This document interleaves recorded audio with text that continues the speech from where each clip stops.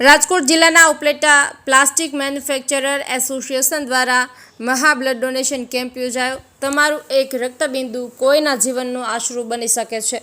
આવો અને માનવતાના આ મહાન કાર્યમાં ભાગીદાર બનો। ઉપલેટા પ્લાસ્ટિક મેન્યુફેક્ચરર એસોસિએશન દ્વારા મહા રક્તદાન કેમ્પનું આયોજન કરવામાં આવ્યું। ઉપલેટા પ્લાસ્ટિક મેન્યુફેક્ચરર એસોસિએશન અને Shri Ram voluntary blood centre પોરબંદરના સંયુક્ત ઉપક્રમે ભગવતસિંહજી કન્યા શાળા ખાતે મહા રક્તદાન કેમ્પનું આયોજન કરવામાં આવ્યું હતું। માનવ જિંદગી અમૂલ્ય છે, જેમાં લોહીનું મહત્વ વિશેષ છે। તંદુરસ્ત શરીર ઈશ્વરની સૌથી મોટી કૃપા છે, પરંતુ અકસ્માત દુર્ઘટનાઓ ગંભીર હોય છે, ત્યારે લોહીની જરૂરિયાતને પહોંચી વળવા એક જ માત્ર ઉપાય છે સ્વૈચ્છિક રક્તદાન। તેવા આશય સાથે આ ભગીરથ કાર્ય માટે આ બ્લડ ડોનેશન કેમ્પ યોજવામાં આવ્યો છે।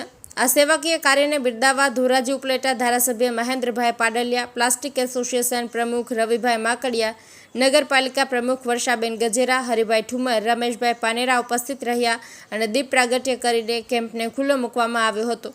આ કેમ્પમાં ભાજપ અગ્રણી અને સમાજના આગેવાનો હોદ્દેદારો હાજર રહ્યા, જેમાં આ કાર્યક્રમને સફળ બનાવવા માટે પ્લાસ્ટિક મેન્યુફેક્ચરર એસોસિએશન પ્રમુખ, હોદ્દેદાર, સભ્ય, કાર્યકરો અને સમાજના હોદ્દેદારો, આગેવાનો, યુવાનો જહેમત ઉઠાવી હતી। આ બ્લડ ડોનેશન કેમ્પમાં 166 બોટલ બ્લડ ડોનેટ થયેલ છે, જે શ્રીરામ બ્લડ બેંકને સમર્પિત કરવામાં આવ્યું છે।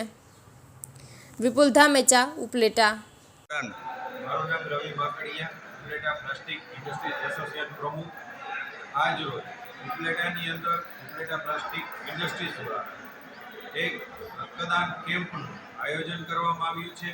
આ આયોજનની અંદર ઉપલેટા ધોરાજીના લોકપ્રિય ધારાસભ્ય ડૉક્ટર મહેન્દ્રભાઈ પાડલિયા, નગરપાલિકાના પ્રમુખ વર્ષાબેન ગજેરા તથા ભારતીય જનતા પાર્ટીના તમામ કાર્યકર્તાઓ, તમામ સામાજિક સંસ્થાઓ, મેમ્બર ઓફ ચેમ્બર્સ, અનેક વિવિધ એસોસિએશન આ કેમ્પની અંદર જોડાણા હતા। અને આજે અંદાજિત અત્યારે પણ ઘણો બધો ટ્રાફિક છે, પણ 200 પ્લસ અંદાજે બ્લડ એકત્રિત કરવામાં આવે છે।